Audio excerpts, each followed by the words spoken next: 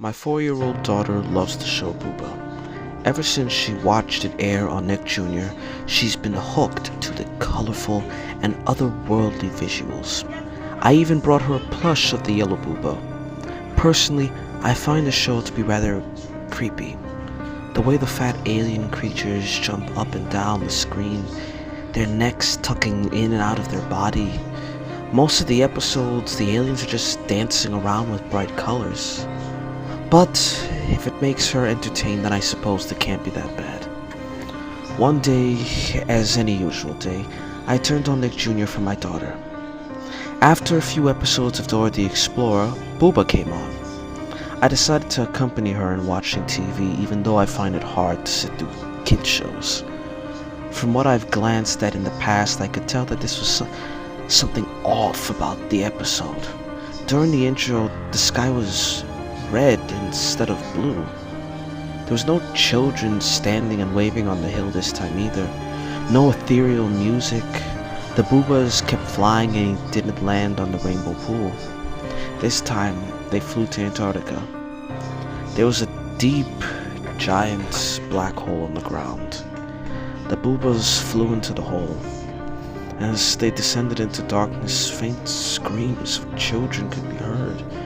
I felt an overwhelming amount of anxiety as I watched, but for some reason, my daughter didn't see anything out of place with the episode. Was this some type of special? I knew the TV show was already weird, but something about this one was just a bit too creepy. The boobahs eventually got to the bottom of the pit. It was red and you could see fire in the background. The boobahs began to dance. They jumped around in circles while flailing their stubby limbs out and around. The music was distorted and low-pitched.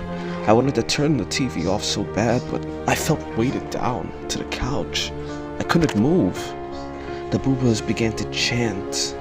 They weren't saying any words, but they were making these weird grunting noises and squeals. And the screams of the children, they got louder and louder. After 2 minutes, the boobahs formed a circle. An upside-down cross formed in the middle of their circle. This was around the part of a typical Boobah episode where live-action characters are introduced, such as Grandmama, Miss Lady, and Mr. Man. As the cross stood in the middle of the chanting Boobah circle, the live-action characters began to be introduced. However, they were all dead. Their bodies covered in their own organs and blood. All of them except for one. Mr. Man. Mr. Man hovered across the screen. He looked like his usual self, but he slowly got closer and closer to the screen. That half smile stuck on his face. Then he spoke in a deep, demonic voice. He said, "I slaughtered them all. It's your turn to be sacrificed. Blood makes me stronger." My daughter began to cry, but I was pinned down to the couch watching in horror. And then suddenly a jump scare of Mr. Man appeared on the screen. Mr. Man had black eyes, red pupils, and blood oozing out of his mouth, nose, eyes, and ears. An ear-piercing scream, screech blasted through the house, blasted through the TV speakers, and then he reached out of the TV screen. Me and my daughter screamed for our lives, and the first thing Mr. Man did was snatch up my daughter. He grabbed her by the neck and tore her face off. He tore her head off. Blood squirted all over my living room. He drank her blood out of her neck hole, and then proceeded to tear out her stomach and eat her organs. Mr. Man taunted me as he used her intestines as a jump rope. He got closer to my face and said, "Children are always best, most yummy, like fruits ready to be picked off a tree." I could hear the tornado sirens going off from outside, screaming adults too. And then I knew I wasn't the only one in this horrific catastrophe. "Satan will be proud of my work here. He will love all the new souls coming to his realm."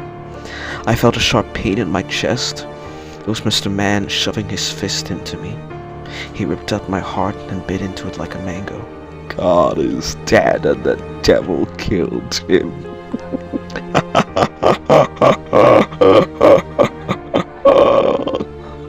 Those were the last words I heard come from Mr. Man's mouth before everything faded to black. This event was April 20th, 2005. This day became known as the Mr. Man incident.